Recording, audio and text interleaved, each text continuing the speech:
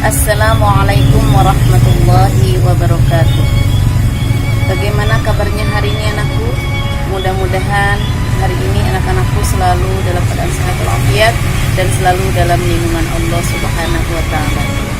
Ibu tidak bosan-bosan mengingatkan kepada anak-anakku semuanya, jangan lupa melaksanakan sholat 5 waktu, mandi dan sarapan, karena itu adalah kewajiban bagi kita semua. Sebelum pembelajaran dimulai, marilah kita sama-sama membaca doa terlebih dahulu agar diberi kemudahan dan kelancaran dalam memahami pelajaran. Berdoa dimulai. A'udzubillahi minasyaitonirrajim. Bismillahirrahmanirrahim.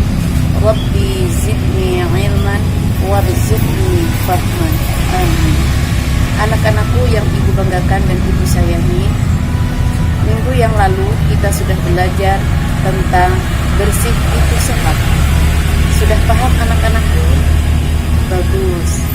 Pada kesempatan kali ini kita akan membahas aku cinta Nabi dan Rasul. Nabi adalah seorang laki-laki yang menerima wahyu dari Allah untuk dirinya sendiri dan tidak wajib menyampaikan kepada umatnya.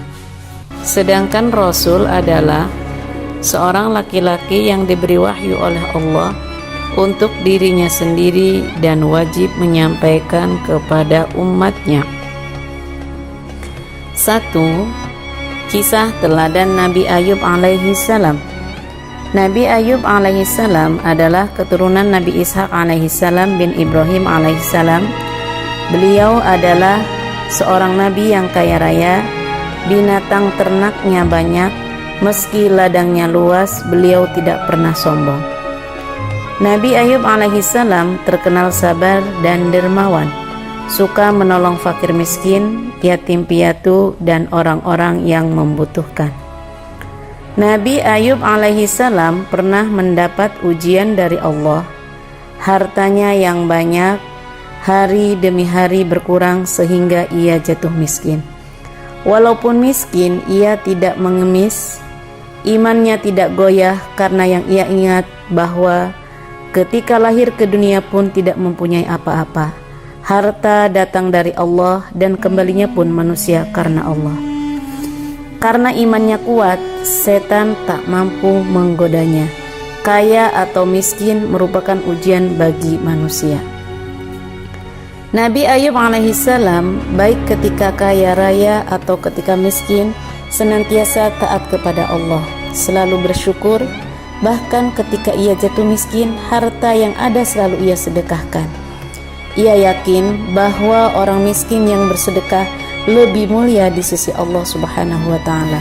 Sebaliknya, orang kaya yang kikir adalah yang paling hina di sisi Allah Subhanahu wa taala.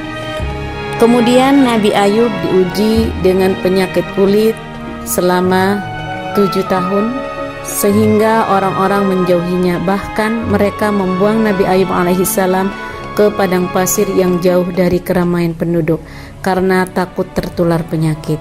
Selain itu, putra-putrinya meninggal dunia, sekalipun musibah silih berganti tetapi tidak membuat dirinya lupa beribadah dan memuji Allah Subhanahu wa taala. Anak-anakku yang ibu banggakan dan ibu sayangi, yang kedua, kisah teladan Nabi Musa alaihi salam.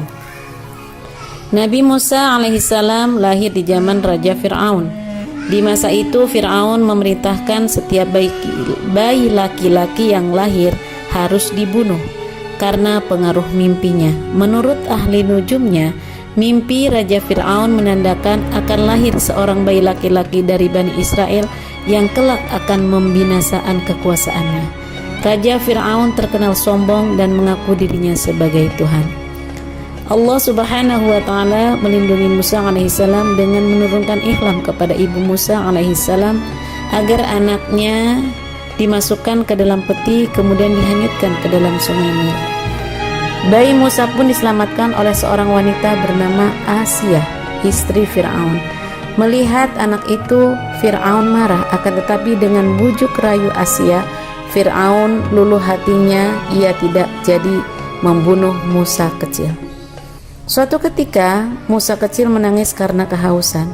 Asiyah memerintahkan pengawalnya untuk mencari ibu yang dapat menyusui bayi itu. Maka berdatanganlah wanita-wanita yang ingin menyusui bayi Musa alaihissalam. Namun setiap kali ada wanita yang hendak memberinya susu, bayi Musa alaihissalam tidak mau, ia tetap menangis. Hingga akhirnya datanglah seorang wanita bernama Yukabad. Wanita ini menggendong dan menyusuinya. Seketika itu juga Musa kecil terdiam dan berhenti menangis sampai tertidur nyenyak. Mereka tidak mengetahui ternyata Yukabad adalah ibu Musa sendiri. Selanjutnya Asia meminta agar Yukabad tinggal di lingkungan istana untuk mengasuh Musa kecil. Yukabad pun bersedia dan dengan senang hati mengasuh anaknya sendiri di lingkungan istana Fir'aun. Nabi Musa alaihissalam suka menolong. Suatu ketika seorang laki-laki bergegas datang kepada Musa dan berkata, "Hai Musa, sesungguhnya pembesar sedang berunding untuk membunuhmu. Keluarlah dari kota ini, itulah nasihatku kepadamu." Musa alaihissalam mengikuti nasihat orang tua itu, maka keluarlah ia dengan perasaan khawatir seraya berdoa, "Ya Tuhanku yang maha kuasa, yang maha pengasih lagi maha penyayang, bebaskanlah aku dari cengkraman kaum Fir'aun yang aniaya." Sesampainya di negeri Madian, ia menjumpai sekumpulan orang yang sedang memberikan minum kepada ternak mereka. Di antara mereka ada 2 orang gadis yang sedang menambatkan ternaknya. Musa alaihissalam menyapa, "Mengapa tidak ikut bersama mereka mengambil air?" Kedua gadis itu menjawab, "Kami tidak dapat mengambil air kecuali sesudah orang-orang itu telah selesai mengambilnya. Dan karena kami juga tidak kuat berebut dan berdesak-desakan dengan orang banyak itu. Bapak kami sudah tua, karena itu pula tidak sanggup datang kemari untuk mengambil air." Seketika itu juga Musa alaihissalam menolong kedua gadis itu untuk memberikan minum kepada ternak mereka. Setelah menolong, Musa berteduh di bawah pohon seraya berdoa, "Ya Tuhanku, sungguhnya aku membutuhkan kebaikan yang Engkau turunkan kepadaku." Kedua gadis yang ditolong Musa pun pulang ke rumahnya dan menceritakan kepada ayah mereka bahwa telah ditolong seorang yang berhati mulia. Salah seorang dari gadis itu berkata, "Ya ayahku, ambillah ia sebagai orang yang bekerja kepada kita. Kelihatannya ia orang yang kuat dan dapat dipercaya." Si ayah mengabulkan permintaan putrinya. Ternyata ayah kedua wanita itu tak lain adalah Nabi Syu'aib. Disinilah perjumpaan antara Nabi Syu'aib dengan Nabi Musa. Pada akhirnya Nabi Syu'aib menikahkan salah satu putrinya dengan Musa alaihissalam. Nabi Musa menghadapi Fir'aun. Nabi Musa telah diberi Tuhan mukjizat, yaitu tongkat yang dapat dijadikan ular. Tangan Musa alaihissalam dapat mengeluarkan cahaya dan menjadi pelindung baginya dari ketakutan. Kedua mukjizat inilah yang dijadikan Musa untuk melawan Fir'aun bersama tukang sihirnya. Kedatangan Nabi Musa alaihissalam di Mesir membuat Fir'aun marah dan menuduhnya Musa alaihissalam sebagai tukang sihir yang hendak mengusir Fir'aun dari negeri itu. Musa telah mengingatkan Fir'aun, "Janganlah kamu membuat dusta, nanti kamu dibinasakan dan mendapat siksa Allah." Fir'aun dan tukang sihirnya tetap saja melawan dan menantang. Akhirnya Musa meladeninya dan berkata, "Kalau begitu kumpulkan semua tukang sihirmu, datanglah beramai-ramai kita berjumpa di suatu tempat." Di hari perjumpaan itu, tukang sihir Fir'aun berkata, "Ya Musa, lemparkan tongkatmu lebih dahulu, atau kami yang akan mulai lebih dulu." Sahut Musa, "Kamulah lebih dulu." Lalu tukang sihir Fir'aun melemparkan tali-tali dan tongkat-tongkatnya yang kemudian berubah menjadi ular menjalar mengelilingi Nabi Musa. Di saat demikian Allah subhanahu wa ta'ala berfirman, "A'udzu billahi minasyaitonir rajim. Bismillahirrahmanirrahim. Wa alqi ma fi yaminika talqaf ma sana'u innama sana'u kaidu sahir wa la yuflihu sahiru haitsu ata." Toha ayat 69. Artinya, "Dan lemparkanlah apa yang ada di tangan kananmu, niscaya ia akan menelan apa yang mereka perbuat. Sesungguhnya apa yang mereka perbuat itu adalah tipu daya tukang sihir belaka, dan tidak akan menang tukang sihir itu dari mana saja ia datangnya. Nabi Musa alaihissalam mengikuti perintah Allah, kemudian ia melemparkan tongkatnya. Seketika itu jadilah ular besar merayap sambil memakan ular-ular tukang sihir Fir'aun. Kejadian itu membuat sebagian tukang sihir Fir'aun mengaku kalah dan bersujud kepada Tuhan.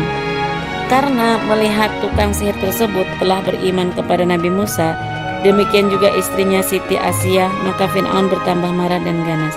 Bersama bala tentaranya, dia menyiksa orang-orang yang beriman termasuk istrinya. Melihat yang demikian itu, Nabi Musa alaihissalam dan orang-orang yang beriman mundur dan melarikan diri dari kota Mesir.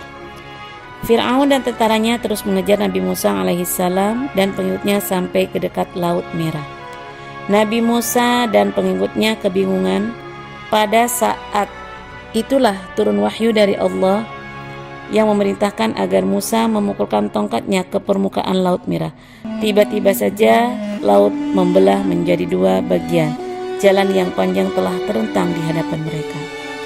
Nabi Musa alaihissalam dan pengikutnya terus berlari mengikuti jalan panjang yang telah terbentang menuju seberang. Dari kejauhan terlihat Fir'aun dan bala tentaranya terus saja mengejar Nabi Musa. Akhirnya Nabi Musa alaihissalam sampai di seberang dengan selamat, sementara Fir'aun dan tentaranya masih berada di pertengahan jalan.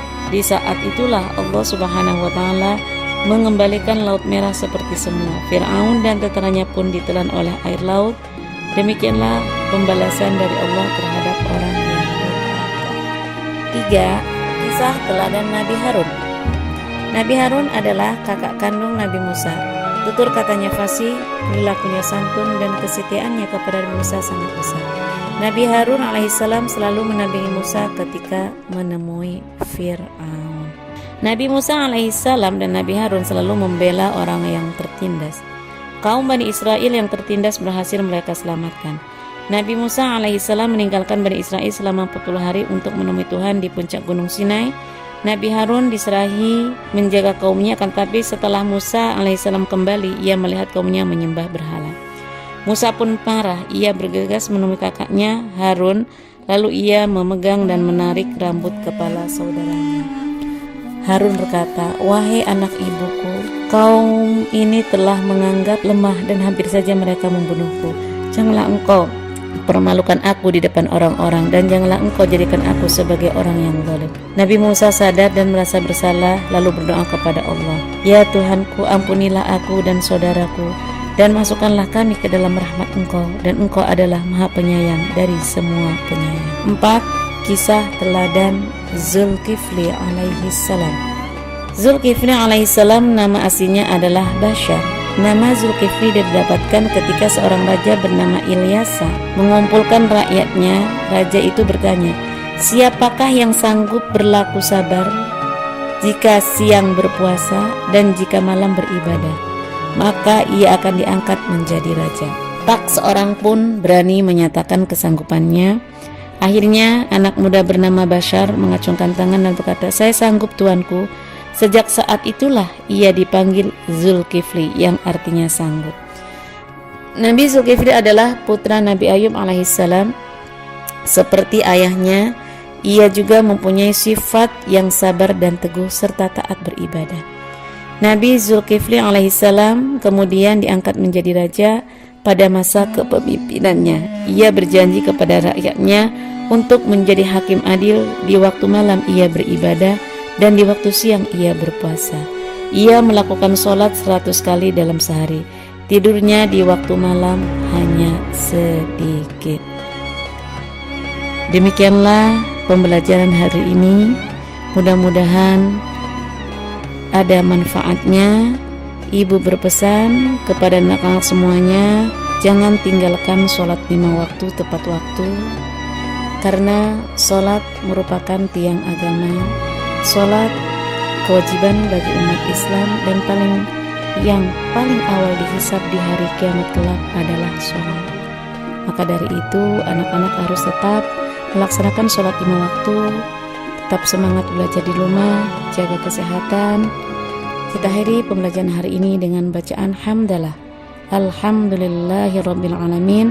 Wassalamualaikum warahmatullahi wabarakatuh.